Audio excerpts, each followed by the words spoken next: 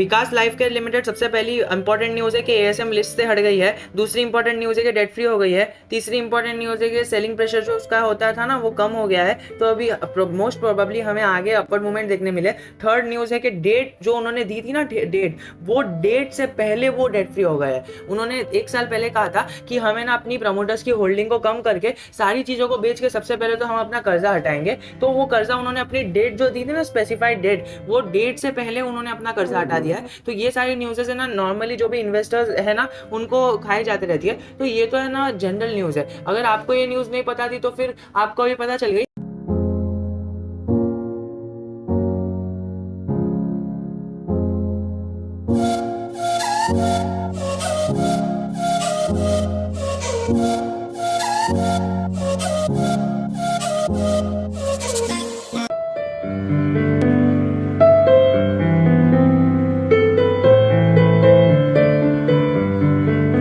तो आप जरूर जा सकते हो, बट जो इंपॉर्टेंट न्यूज़ है उसको मैंने लास्ट के लिए संभाल के रखा है, तो वो उसको समझाने के लिए मुझे पूरा वीडियो में एक्सप्लेनेशन करना पड़ेगा। तो ये सारी न्यूज़ेस तो आपने जान ली, तो अगर आप ये सुनने आए थे तो आप जरूर वीडियो छोड़ के जा सकते हो। बट अगर जो इंपॉर्टेंट न्यूज़ सुननी है वो उसके लिए आप वीडियो में बने रहिए, आपको वो इंपॉर्टेंट चीज़ कुछ ना कुछ आप सीख के ही जाओगे। ये है उसका एक दिन का चार्ट पैटर्न, हमें लोअर सर्किट दिख रहा है 5% का।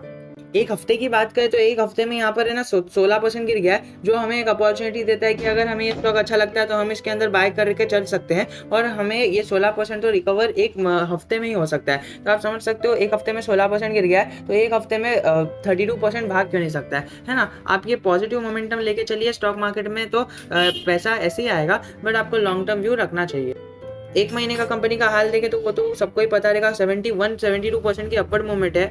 फिर वहाँ से एक खबर आई थी कि यहाँ पे ना ये बिजनेस एक्सपांड करने वाला है, और बिजनेस एक्सपांड करने के लिए आपके पास मौका है कि अभी बिजनेस एक्सपांड कर रहे हैं, यानी अलग अलग बिजनेस में घुस रहा है। जिस बिजनेस में ये था उस बिजनेस में तो इसने कमाल करके बता ही दिया। अब जब वो अलग अलग बिजनेस में घुसेगा तो हमें यहाँ पर अगर हमने बाय कर लिया स्टॉक को, तो आगे जो बिजनेस एक्सपांड होंगे ना उस बिजनेस का फायदा भी हमें अभी हो सकता है। जिस तरह रिलायंस एक ही स्टॉक है बट उसके अंदर कई सारे बिजनेसेस इन्वॉल्व है, कई सारे बिजनेस का एक कॉम्बिनेशन है रिलायंस इंडस्ट्रीज, और उसी तरह ये विकास लाइफ केयर खुद को प्रिपरेशन करने में बताने वाला है। इनके प्रमोटर्स जो एक है श्री, उनका नाम मैं भूल गया, सॉरी फॉर द इनकन्वीनियंस, उनका नाम मैं डिस्क्रिप्शन में डाल दूंगा। उनकी एक इंटरव्यू था तो उन्होंने कहा था कि हम है ना इसको नेक्स्ट रिलायंस बनाने वाले हैं। अभी फिलहाल तो हम जिस यहाँ पर जोन में चल रहे हैं, जिस बिजनेस में चल रहे हैं, उसके हिसाब से अगर हम 20 ईयर्स आगे का प्लान देखें ना, तो उन्होंने पूरा फ्यूचर प्लान बताया था उसके अंदर, और पूरा बताया था कि हम किस तरह कैसा करने वाले हैं। और उस प्लान को मद्देनजर रखते हुए जब भी आगे कोई न्यूज़ आएगी तो उसके रिलेटेड मैं आपको बता दूंगा। तो इसीलिए कहता हूँ कि एक बार आप स्टे ट्यून्ड रह जाओगे ना, आप चैनल पे एक बार आके, एक बार खाली सब्सक्राइब नहीं करोगे चलेगा, बट अगर आपने एक बार यहाँ पर देख लिया कि विकास लाइफ केयर से आपका कुछ नाता है, तो विकास लाइफ केयर से हमारे चैनल पर अगर कुछ भी वीडियो आती है तो हमारी पूरी टीम उस पर रिसर्च करके आपको बताती है, डेडिकेटेड नॉलेज बताती है कि किस तरह से क्या होना चाहिए। सारी नॉलेज फ्री में है, तो आपको एक सब्सक्राइब मांग रहे हैं बस वो कर देना, बट यार वो भी मत करना, आप बस मुझे कमेंट करके बता दो, ताकि है ना आपकी हेल्प हो सके। हमारे ये चैनल का मोटो यही है कि ज़्यादा से ज़्यादा हेल्प हो सके।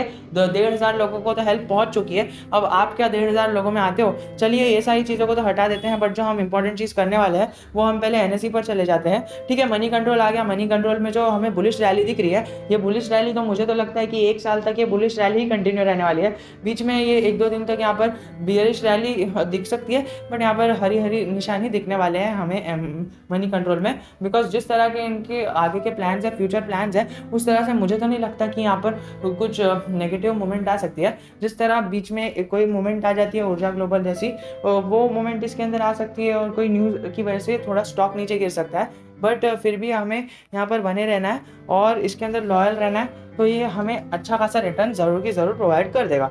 हमें यहाँ पर देखा है कि मार्केट कैप इसका 380 करोड़ है, और यहाँ पर 20 डे की एवरेज डिलीवरी है 14 लाख, ओके 1 CR 31 लाख, और यहाँ पर 20 डे की है 1 CR 92 लाख, मतलब ऑलमोस्ट हो जाता है ये 2 करोड़ के आसपास। तो आप समझ सकते हो 1 रुपये की फेस वैल्यू वाला ये स्टॉक, उसके अंदर 2 करोड़ के से ज़्यादा तो उसके अंदर ट्रेडिंग हो जाती है। और यहाँ पर देख ले, यहाँ पर मनी कंट्रोल के हिसाब से बता रहा है कि स्टॉक परफॉर्मर है, ओनली बिकॉज इसका जो फाइनेंशियल परफॉर्मेंस है वो बहुत ही अच्छा है, और उनका जो मैनेजमेंट है वो आउटस्टैंडिंग है, जिसकी वजह से ये स्टॉक को है ना हमें एक ट्राई तो देना बनता ही है। अगर हम बात करें इसके आउट परफॉर्मेंस ऐसा क्यों है, बिकॉज निफ्टी 50 से इसने 51% के से ज़्यादा रिटर्न दिया है over the period of last month.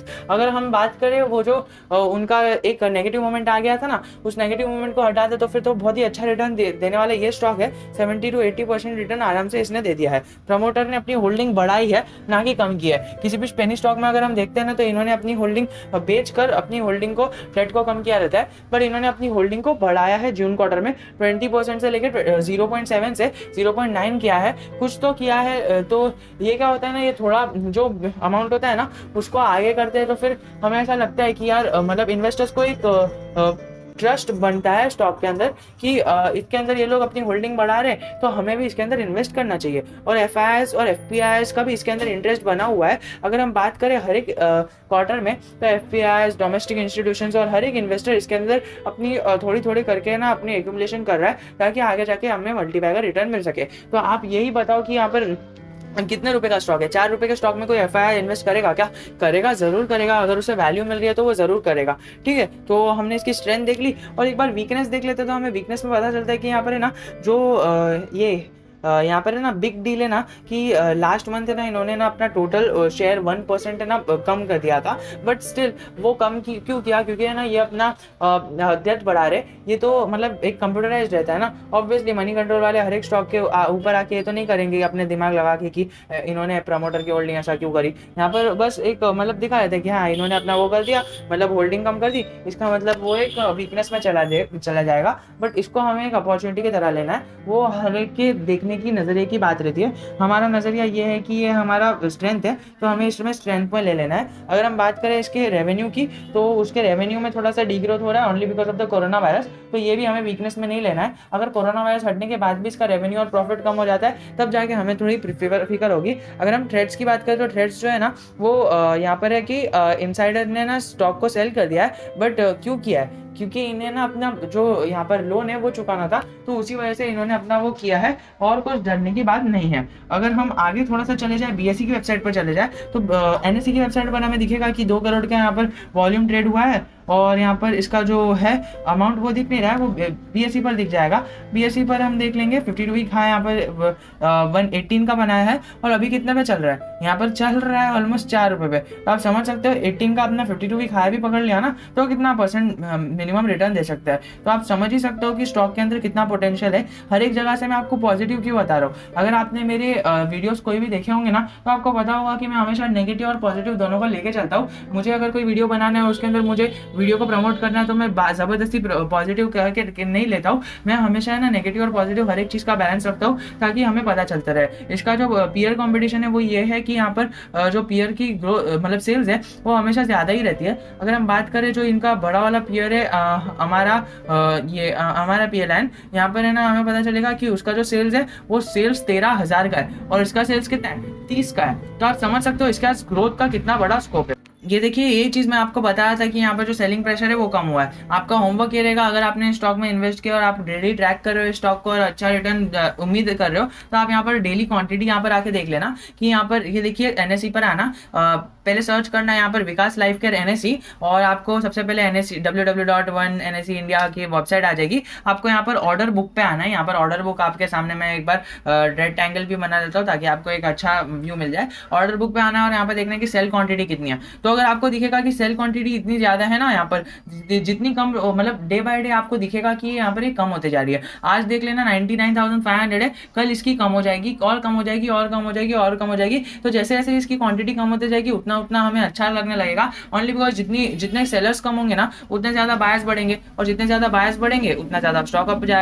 तो मुझे यही चीज दिखाई थी जो मैंने लास्ट में आपके लिए बचा के रखी। आपको होमवर्क बताना था। कई सारे इन्वेस्टर्स रहते हैं जिन्हें पता नहीं रहता है कि हमें क्या करना है, किस तरह ट्रैक करना है। तो मैंने आपको एक चीज बता दी कि आपको डेली आके है ना यहाँ पर एनएसई की वेबसाइट पे डिलीवरी क्वांटिटी देखनी है कि यहाँ पर कितनी डिलीवरी क्वांटिटी ट्रेडेड हुई है। यहाँ पर आगे सबसे पहले यहाँ पर दिख जाएगा कि यहाँ पर 99 इतनी डिलीवरी क्वांटिटी ट्रेडेड हुई है। और यहाँ पर अगर आप क्लिक करोगे ना यहाँ पर डिलीवरी पोजिशन पर, तो आपको पता चलेगा यहाँ पर कितनी % डिलीवरी ट्रेडेड हुई है। ये थोड़ा अपडेट होने को टाइम लेता है। फिर ऊपर जाने हैं, आपको ऑर्डर बुक देखना है। ऑर्डर बुक में देखना है कि कितना यहाँ पर सेल क्वांटिटी है और बाय क्वांटिटी है। अगर बाय क्वांटिटी ज्यादा है, सेल क्वांटिटी कम है, या फिर सेल क्वांटिटी है ही, मतलब यहाँ पर बायस तो है ही नहीं और ऑब्वियसली क्योंकि लोअर सर्किट में गया था, अभी यहाँ पर सेल क्वांटिटी इतनी है, अगर ये कल कम हो जाए फिर परसों कम हो जाए, ऐसा कर करके ग्रेजुअली कम होते रहे ना, तो आपको समझ लेना है कि ये स्टॉक अभी ऊपर जाने के कगार पे है। और सेकेंडली अगर यहाँ पर डिलीवरी क्वांटिटी है ना, मतलब नॉर्मली आएगी 40-50 या फिर 20-30 आएगी। अगर आपको एबनॉर्मल दिख रहा है, फॉर एग्जाम्पल एबनॉर्मल मतलब क्या,